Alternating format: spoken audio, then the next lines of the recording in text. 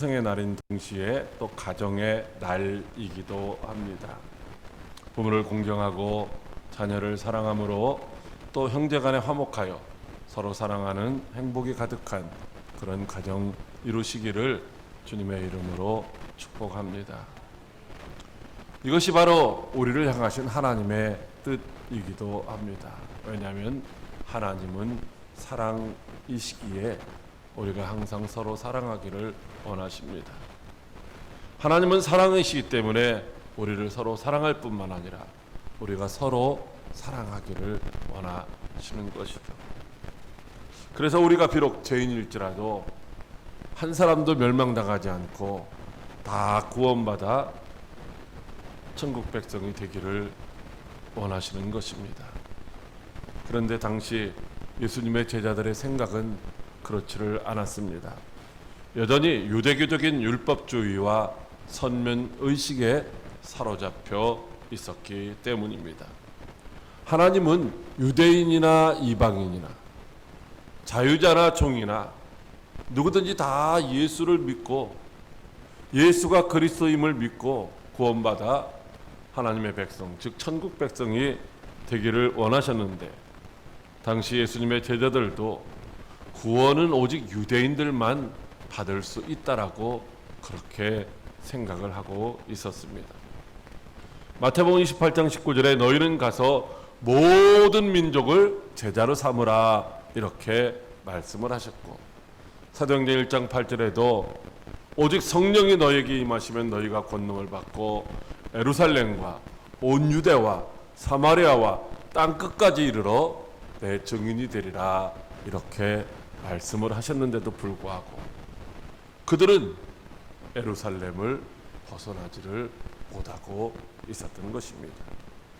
그래서 하나님은 이 구원의 복음이 만민에게 전파되게 하시려고 사울이라고 하는 이름을 가졌던 청년 바울을 통하여서 예루살렘 교회를 핍박하게 함으로 말미암아 믿는 자들이 예루살렘에서 유대로, 유다에서 사마리아로 이렇게 점점 흩어져 나가게 하셨던 것입니다. 그리고 회심한 바울을 통하여 다메섹에 복음이 전파되게 했을 뿐만 아니라 그를 이방인의 사도로 삼아 땅 끝까지 복음을 전하기를 원하셨습니다. 그런데 유대인 제자들은 하나님의 이런 뜻을 깨닫지를 못했다는 것이죠.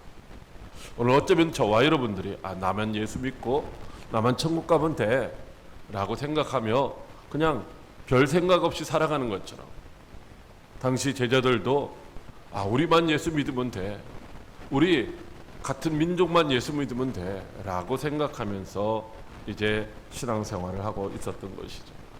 그래서 예수님의 수제자요 당시 초대교회의 지도자였었던 베드로를 통하여 성령 하나님께서 친히 계시해 주시고 또 지시해 주심으로 말미암아 이방인이었던 고넬료, 즉 로마의 군대 백부장이었던 고넬료의 집에 가서 복음을 전파하게 하시고 구원의 은혜가 임하게 하셨던 것입니다. 그것은 하나님의 뜻이 무엇인지를 복음을 전하는 제자들에게 확실히 알게 하시기 위함이었습니다. 그래야 복음이 주님이 말씀하신 것처럼 예루살렘에서 유다로, 유다에서 사마리아로, 그리고 땅 끝까지, 그래서 오늘 저와 여러분에게까지 이 복음이 전파됨으로 말미암아 듣는 사람들이 믿고 구원받아 이 땅에 하나님의 나라가 세워지기를 원하셨던 것입니다. 지금도 하나님은 모든 사람이 예수를 그리스도로 믿고 구원받기 원하시는 줄 믿으시기 바랍니다. 그래서 우리를 누구든지 예수를 그리스도로 믿기만 하면 멸망하지 않고 구원받아서 천국 백성이 된다는 이 복되고 복된 소식을 전하는 전도자로 세상 가운데 보내시는 줄 믿으시기 바랍니다.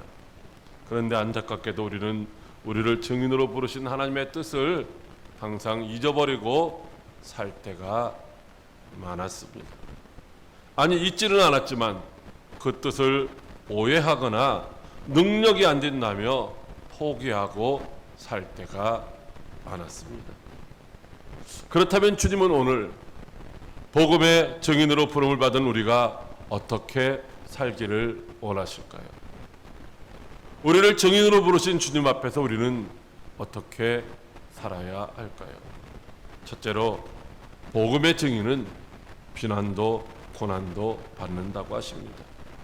사도행전 11장 2절 말씀에 베드로가 예루살렘에 올라갔을 때 할례자들이 비난하여 아멘. 성령의 강력한 계시와 지시를 받아서 베드로가 이방인 백부장 고넬료의 집에 가서 복음을 전하여 이방인인 그들이 믿고 구원받자 이제 세례를 베풀며 그 집에서 유숙하며 함께 먹고 마시며 이제 하나님의 말씀을 가르쳤습니다. 그리고 시간이 좀 지난 이후에 베드로가 예루살렘에 올라왔을 때는 고넬료의 집에 있었던 그때 그 상황, 그런 소문이 다 많은 사람들에게 퍼져서 알려졌던 것이죠.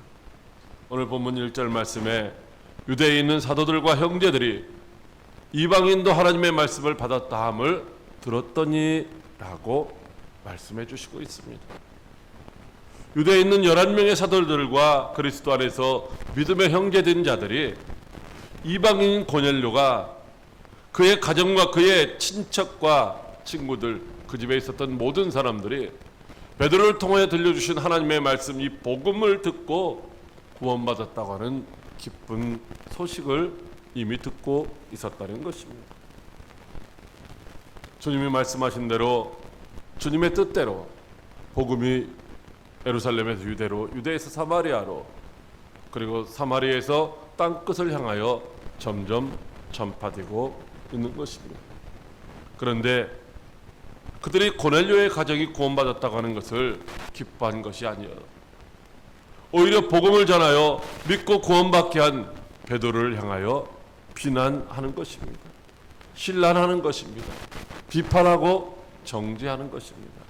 아니, 정말로 갈 수 없는 상황 가운데서 가서 복음을 전했다고, 사람들 앞에 비판받을 수도 있고 비난받을 수 있는 상황 속에서 가서 복음을 전했다고, 수고했다라고 격려하고 위로는 해주지 못할 망정 지금 비난을 하고 있는 것입니다. 왜 그렇습니까? 할례자인 베드로가 무할례자인 고넬료의 집에 가서 함께 유숙하며 먹고 마시고 이제 그들과 상종하고 그들에게 복음을 전했다는 것이 이유입니다. 당시 율법의 규정에 따라 할례를 받은 유대인들은 할례를 받지 않은 이방인들과 함께 식탁을 나누지 않았습니다. 함께 식탁을 나누는 것이 부정한 것이고 수치스러운 것이라고 그렇게 여겼기 때문입니다. 왜냐하면 그들의 식탁에는 우상의 제물이 이제 있다라고 여겼기 때문이죠. 물론 사도 바울을 통해서 우상의 제물도 믿음으로 먹으면은 아무 문제가 없다라고 그렇게 말씀을 하셨어요. 그런데 이게 우상의 제물이다라고 하는 것을 알면서 먹으면 그래도 뭐요? 꺼림칙하거든요. 제가 지난주에 어디 상갓집에 갔더니만 이 불교식으로 해서 그 입관을 하고 거기 차려놓던 것들을 음식을 차려놨잖아요. 그걸 내갔는데 조금 있다가 보니까 제 앞에 그 맞상주의 아들이 앉아 있는데 그걸 다 쓸어다가 거기다 따라 주더라고요. 그러니까 그 친구는 뭐 잘 먹는데 저는 보니까 이게 깨름직하더라는 거죠.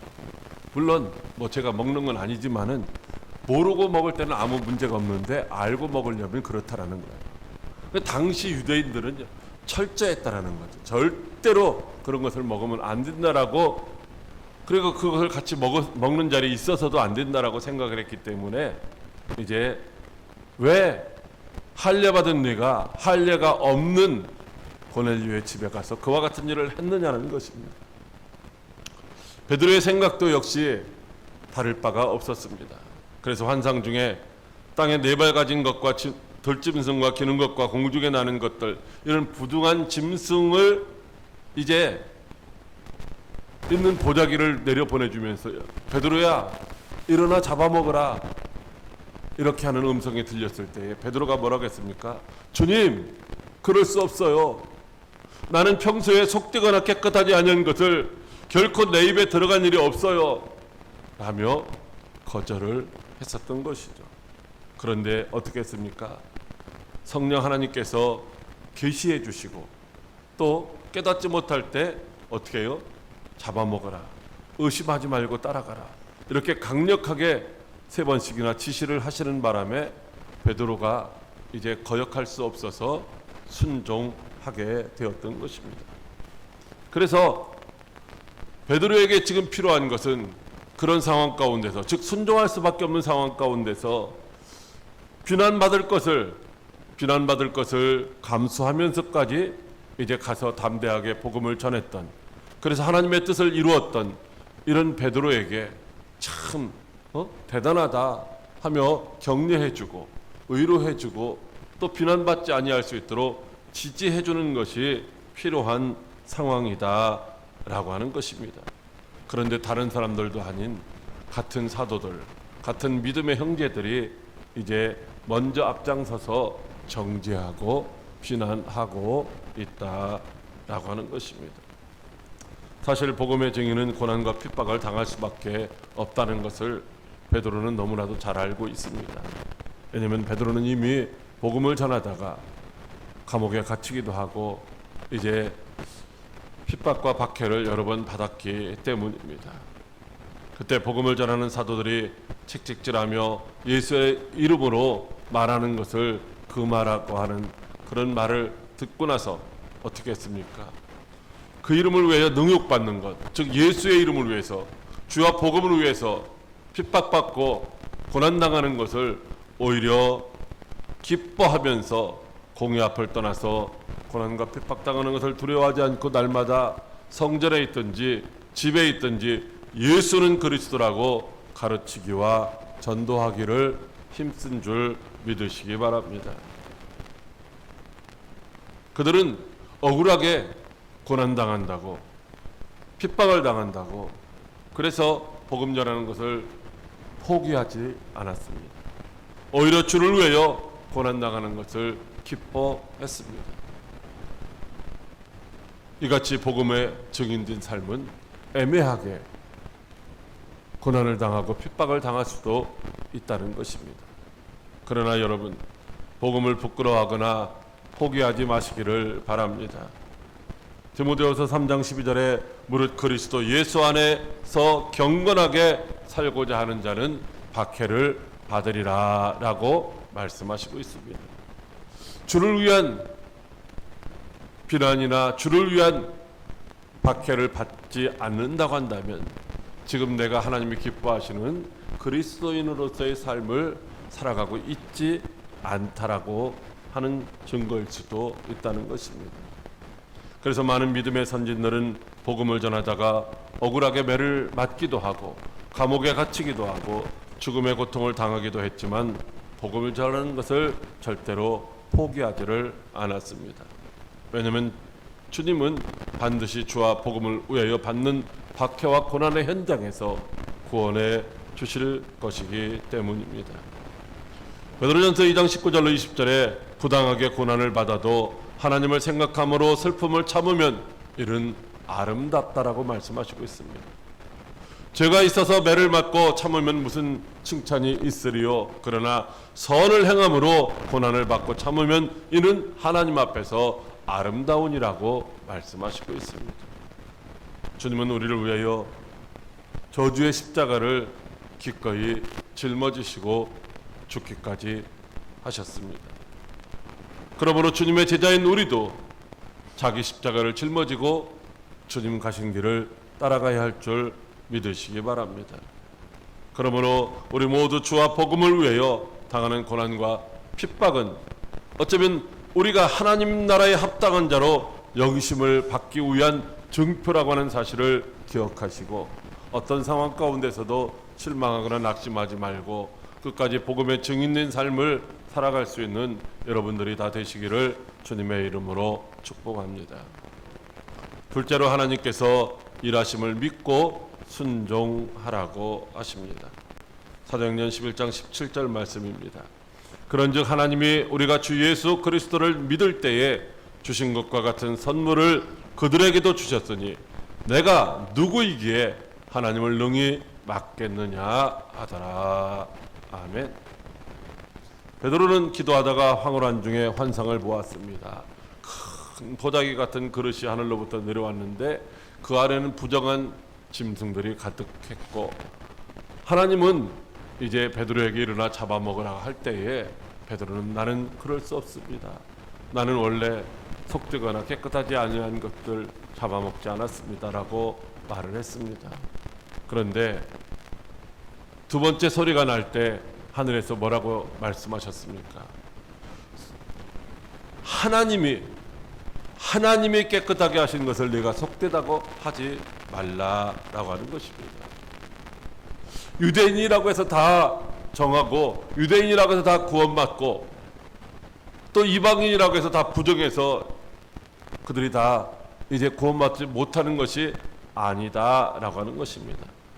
하나님께서 구원하시기로 작정하신 자들은 이방인이든 유대인이든 종이든 자유인이든 부자든 가난한 자든 어린아이든 어른이든 관계없이 다 구원하신다는 말씀인 줄 믿으시기 바랍니다. 여러분, 예수님께서 유대인과 이방인 사이에 가로막혔던 그 죄담을 허물어 주셔서 이제 서로가 화목하게 하신 줄 믿으시기 바랍니다. 다시 말하면 유대인이나 이방인이나 차별 없이 모든 사람에게 남자나 여자나 권력 있는 자나 이제 핍박받는 자나 누구든지 다 예수를 그리스도로 믿기만 하면 구원받을 수 있도록 구원의 문이 십자가를 통하여 부활을 통하여 우리에게 활짝 열려진 줄 믿으시기 바랍니다. 그러므로 저 사람은 구원받을 수 없어. 너는 안 돼. 이렇게 누구를 이제 정죄하거나 비난해서는 안 된다는 것입니다. 그래서 베드로는 성령의 지시에 순종해서 고넬료의 집에 갔습니다. 그리고 고넬료의 집에 모여있던 자들에게 십자가와 부활의 복음을 전하기 시작했습니다. 그랬더니 성령이 그들에게 임하시기를 처음 제자들, 즉 마가의 다락방에 임하셨던 것처럼 이제 성령이 임하셨습니다. 그때 베드로는 주의 말씀에 요한은 물로 세례를 베풀었으나 너희는 성령으로 세례를 받으리라 말씀하신 것이 생각났습니다. 다시 말하면 베드로는 하나님께서 자신들이 주 예수 그리스도를 믿을 때에 주신 것과 같은 성령의 선물을 그들에게도 비록 이방인이지만 그들에게도 주셨다는 사실을 깨닫고 이것은 사람이 하는 일이 아니라 하나님께서 하시는 일이구나 라고 하는 것을 알고 순종하게 되었다는 것입니다. 그래서 베드로는 그 집에서 유숙하는 것이 그들과 함께 먹고 마시는 것이 유대교의 율법에 의해서는 옳지 못하지만 그러나 하나님께서 구원하시는 역사 속에서는 가능하다라고 믿었기에 그렇게 그 집에서 함께 유숙하며 먹고 마시고 또 그들에게 세례를 받게 했다라고 하는 것입니다. 사랑하는 광역교회 성도 여러분, 신명기 10장 4절에 너희 하나님 여호와는 너희와 함께 행하시며 너희를 위하여 너희 대적을 치고 너희를 구원하시는 자니라 이렇게 말씀하십니다. 또 마태복음 1장 21절에는 아들을 낳으리니 이름을 예수라 하라. 이는 그가 자기 백성을 그들의 죄에서 구원할 자이심이라고 말씀하시고 있습니다. 요한복음 3장 17절에는 하나님이 그 아들을 세상에 보내신 것은 세상을 심판하려 하심이 아니요 그로 말미암아 세상이 구원을 받게 하려 하심이라고 말씀하시고 있습니다. 구원은 우리의 노력에 의해서 되는 것이 아니라 구원은 하나님께 속한 것이다 라고 말씀하시는 것입니다. 그리고 하나님은 모든 사람들이 구원받기를 원하시고 하나님의 말씀은 반드시 이루어지는 줄 믿으시기 바랍니다.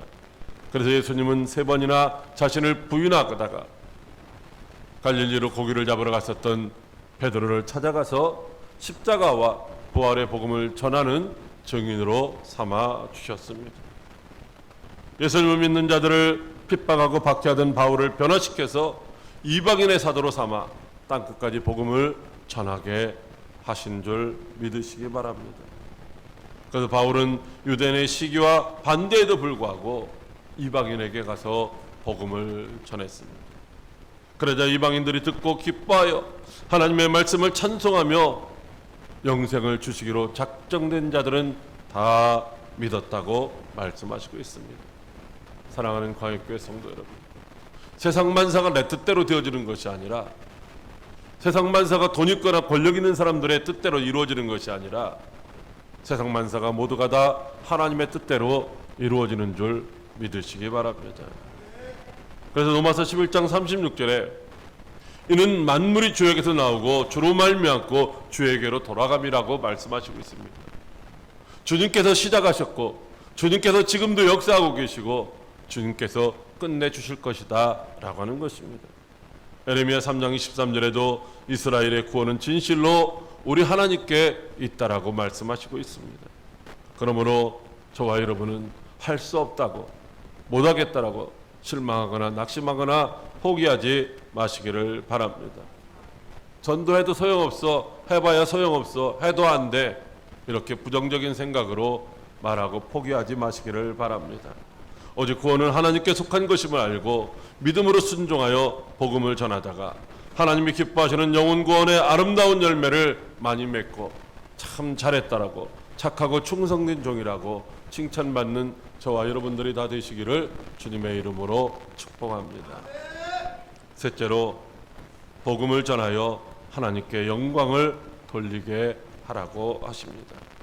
사도행전 11장 18절 말씀입니다. 그들이 이 말을 듣고 잠잠하여 하나님께 영광을 돌려 이르되 그러면 하나님께서 이방인들에게도 생명 얻는 회개를 주셨도다 하니라. 아멘. 베드로가 하나님의 말씀에 순종하여 고넬료의 집에 가서 복음을 전했고 그 결과 고넬료의 집에 모여 있었던 모든 사람들에게 성령이 임하시고 말씀을 듣는 모든 사람들이 이제 방언을 말하며 하나님을 높여 찬양하게 되었습니다. 그런데 이 같은 소식을 전해들은 사람들이 하나님께 영광을 돌린 것이 아니라 오히려 베드로를 비난하였던 것이죠. 왜 그랬을까요? 그것은 그들이 전해들은 소리가 사람의 소리였기 때문이라는 것입니다. 여러분, 우리들도 어떤 말을 들을 때에 사람의 말로 들으면은 비판하게 되고 판단하게 되고 비난도 하게 되는 것입니다. 그러나 베드로를 통해서 전해준 하나님의 말씀, 즉 복음을 들은 이제 사람들은 어떻게 되었습니까? 사도행전 10장 44절에 보니까 베드로가 이 말을 할 때에 성령이 말씀 듣는 모든 사람들에게 내려오셨다라고 말씀하고 있습니다. 그들은 어떻게 했기 때문에 말씀을 들을 때 성령의 임재하심을 경험할 수 있었을까요? 그것은 그들이 베드로를 통하여 사람의 소리를 듣는 것이 아니라 하나님의 말씀을 듣기를 원하고 있었기 때문입니다. 그래서 베드로를 초청한 그들은 이제 우리는 주께서 당신에게 명하신 모든 것을 듣고자 하여 다 하나님 앞에 있나이다 라고 고백을 하였습니다. 비록 베드로 사람을 통해서 말씀을 들려주시지만 그 말씀이 사람의 소리가 아니라 하나님의 말씀이라는 사실을 기억하고 지금 사람 앞에 있는 것이 아니라 하나님 앞에 있다라고 그렇게 고백한 결과 하나님의 말씀을 들을 때에 성령의 임재하심과 또 성령의 은사를 받고 하나님을 찬송하게 된 줄 믿으시기 바랍니다. 그뿐만 아니라 베드로가 이방인의 집에 가서 복음을 전하고 함께 음식을 먹었다고 비난하는 자들 앞에서 지금 뭐라고 말을 하고 있습니까? 차분하게 내가 임의로 내 생각대로 사람의 생각으로 고넬료의 집에 가서 복음을 전하고 그들과 함께 있었던 것이 아니라 성령 하나님께서 강력하게 계시하시고 또 내가 그 계시를 받고서도 할 수 없다고 부정할 때에 성령 하나님께서 말씀으로 강력하게 3번씩이나 지시하심을 받아서 내가 가서 순종해서 복음을 전했더니만 주께서 함께 역사하셨다라고 그렇게 고백을 하자 그 말을 들은 많은 사람들이 그럼 하나님께서 이방인들에게도 생명 얻는 회개를 주셨구나 라고 이제 하면서 하나님께 영광을 돌리게 된 줄 믿으시기 바랍니다. 만일 베드로가 자신을 비방하고 힐난하는 자들에게 아니 네가 뭔데 나한테 그런 소리를 해? 내가 내 맘대로 가서 했어? 성령님이 내게 말씀하셔서 내가 간 거야.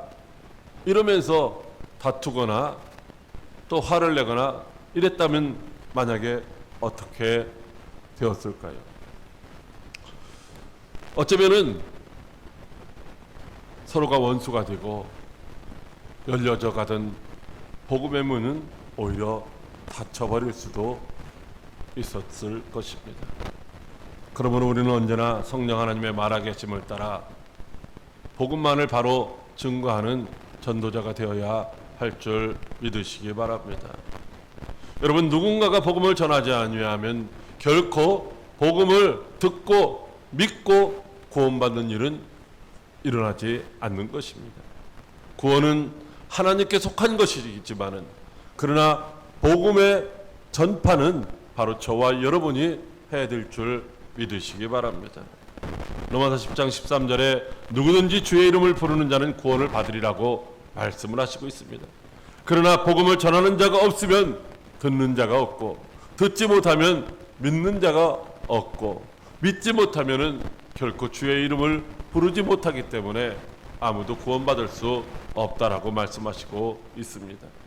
그러므로 들음은 믿음에서 나며 믿음은 들음에서 나며 들음은 그리스도의 말씀으로 말미암는다라고 말씀하시고 있습니다. 사랑하는 광역교회 성도 여러분, 하나님이 저와 여러분을 복음을 전하는 증인으로 부르신 줄 믿으시기 바랍니다. 그러므로 듣고 믿어 멸망하지 않고 구원을 얻게 하는 예수 그리스도의 십자가의 부활과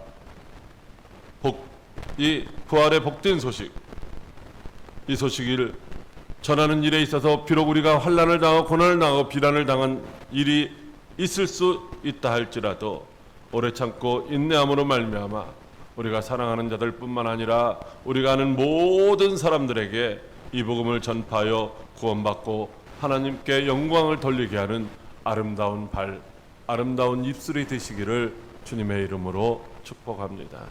기도하겠습니다. 살아계셔서 역사하시는 참 좋으신 하나님 아버지, 고맙고 감사를 드립니다.